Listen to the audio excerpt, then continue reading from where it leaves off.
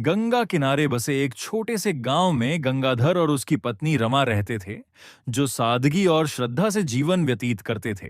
परंतु मन में हमेशा यह प्रश्न उठता था कि क्या वास्तव में मां दुर्गा के 9 रूप हमारे जीवन में कोई प्रभाव डालते हैं।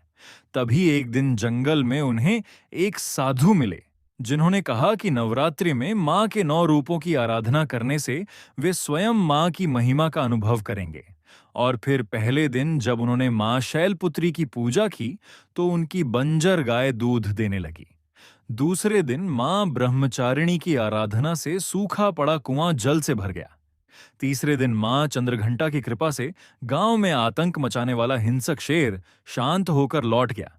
चौथे दिन मां कुष्मांडा की पूजा से उनके घर और खेतों में प्रकाश और हरियाली फैल गई।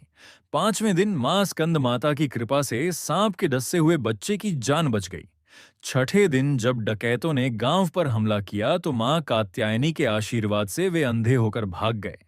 सातवें दिन भयंकर तूफान और अंधकार छा गया, जिसे मां कालरात्रि ने शांत कर दिया और लोगों को निर्भय बना दिया।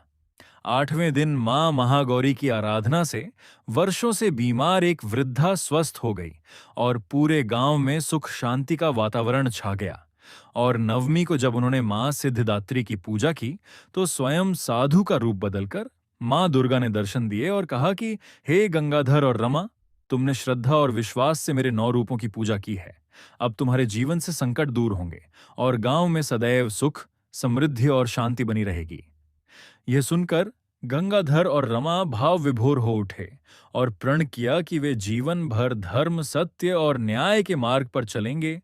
गांव वाले भी इस चमत्कार के साक्षी बने और तब से नवरात्रि का पर्व पूरे गांव में बड़े धूमधाम और भक्ति से मनाया जाने लगा। इस प्रकार मां दुर्गा के 9 रूपों की कथा ने यह सिखाया कि शक्ति का अर्थ केवल बल नहीं, बल्कि करुणा, धैर्य, साहस और भक्ति भी है। और यदि हम विश्वास और श्रद्धा से उनकी पूजा करें, तो जीवन के हर संकट का समाधान संभव है।